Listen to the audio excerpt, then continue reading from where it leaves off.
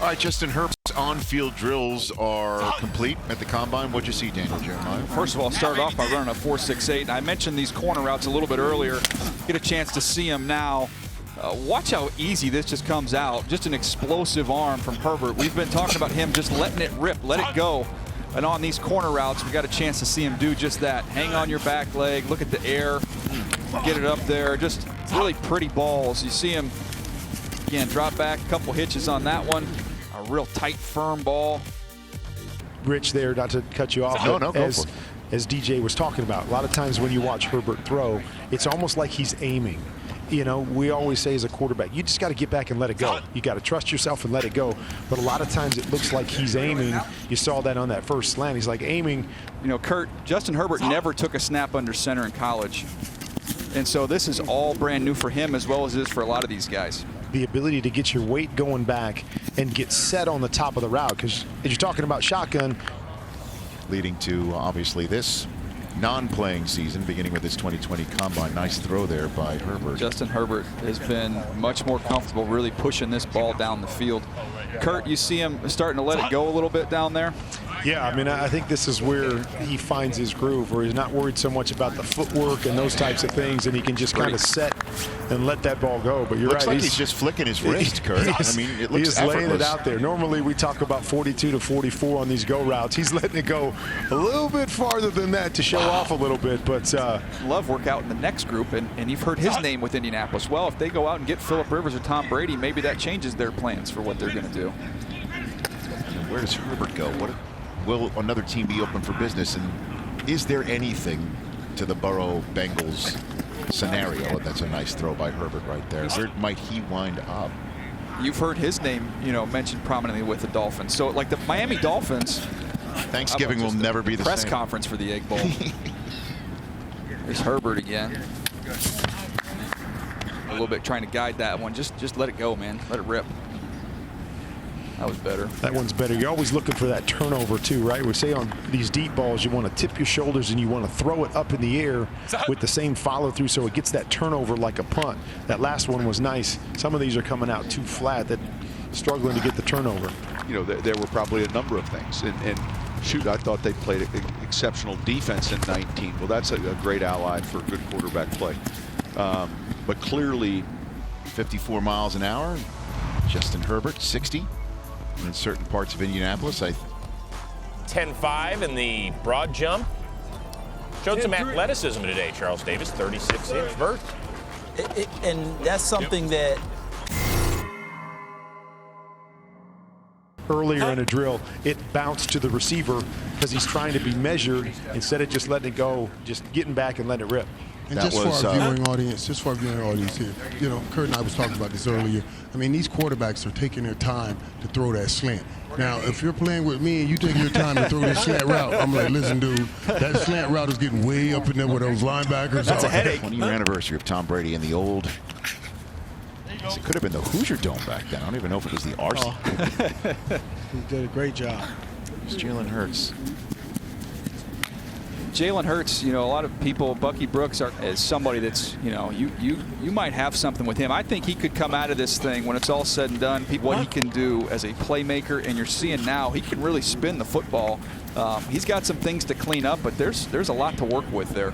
Jalen Hurts is interesting to me. Now, the issues that Jalen Hurts has sometimes is vision and anticipation, which you're not going to really see in this setting, but we saw the athlete that he is, and you see him throw the football. The ball is live. It jumps out of his hand. And watching him go through the drop right here, Kurt, I think his feet, when you stack him up with the rest of the guys up there, looks pretty good. I don't think there's any question that his feet are better. Again, watching at the top, not relaxing, not coming up. But you're right. I mean, the biggest thing is this kid is an athlete. He reminds me a lot of a Russell Wilson type player. It's a little bit of a gamble there, potentially. Herbert doesn't have any of those issues. So if it's close, if you have those guys very close, I think I have Tua a pretty good bit ahead of Herbert. But those are the type of discussions that are happening with these teams. Yeah, I mean, I think that's watched tape of him earlier this week and just thought, man, if there was no questions about health, man, it was neck and neck with him and Joe, and I could see a lot of guys go the other direction. And you just start to wonder. Kurt, when did you have elite quarterback hair? When did you finally get? You know, that was not one of our blessings. Me and you, Rich, never had that elite quarterback hair.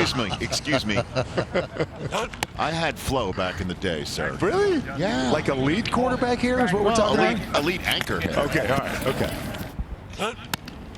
Man, I can't wait to see who drafts Jalen Hurts and how it's going to go. We've got to get the side by side because people were. And I think he wanted some time really to evaluate. There's a lot that goes into not just the physical stress of it, but the preparation of and the grind of 6 months and doing.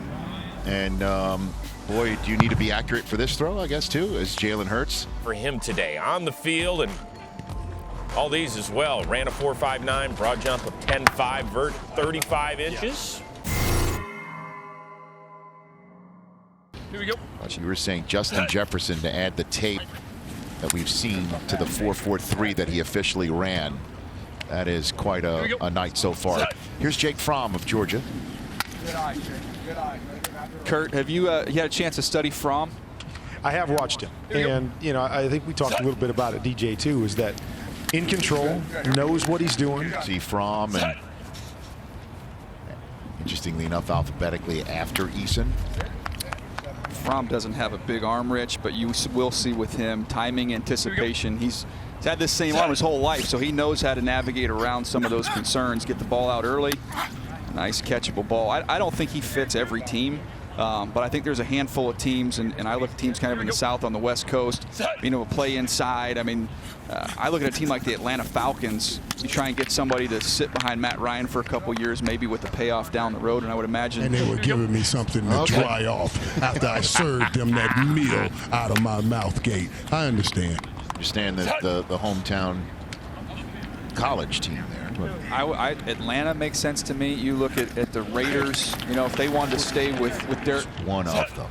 And if they are, and let's say they decide it's a marriage, right? They decide it's a marriage.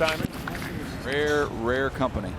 I was going to guess Vincent Jackson, but I guess Vincent Jackson, maybe he had to be close. Jack just said he ran a 4.46. Missed it by that much. To use the old Get Smart phrase. Jake Fromm threw that one a little bit. Kurt, I used to cheat this thing. I had such a noodle arm, man. I had the quickest 5 you've ever seen, and I just popped that thing up as fast as I could. Well, we always say on the deep ones, early with air is always better. But feel for how they spin the ball. It's Jake Fromm. 501. Georgia Bulldog.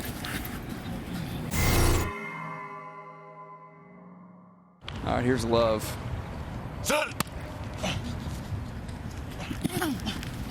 His feet look pretty good, Kurt, for not having done a ton of it. I watch it, and the big thing is I don't want to see his feet ever come together. When you get to the top of the drop, you want to see that base so you stay in a passing position. You see it right there. Just a little push, small little hit. March 18th or something? That is correct, sir. And we're going to be having free agency coverage coming up. Short order. Man, that comes out nice from Jordan Love. Saw Matt Patricia's comments after it was discussed that Matthew Stafford might be traded. Correct, yes. And his stance on it versus what we've heard from the Raiders, they're correct. That's my point. Hey, DJ? Yes, sir. With a Jordan Love, and you're talking about him moving up, is he a guy that plays, or is he a guy that sits back and allow him to develop and mature a little bit before you throw him out there? Oh, he's a redshirt for me, Steve. I'm a redshirt him for a year and work some things out and develop him with the big payoff down. We'll lose that intensity. We've never needed Love more than we need Love.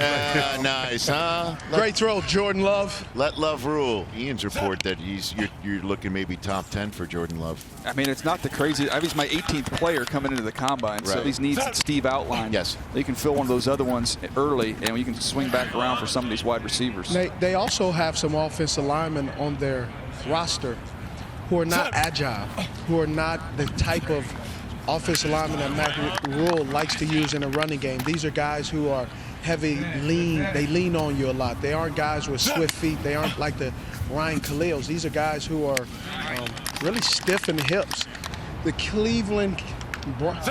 The Cleveland Browns coach said he was just about to tell him that until I came in there. During the broadcast, over $500,000. We passed that threshold, and we are about, as we're sitting here, about $20,000 shy of surpassing last year's record total already, just one night into the combine. That's phenomenal. So whatever you can give the hospital, every penny, and I thank those who already donated. I don't think your head's that big, by the way. Gonna stay in lanes. Here's Jordan Love. He is a fun player to watch. Fascinating evaluation. The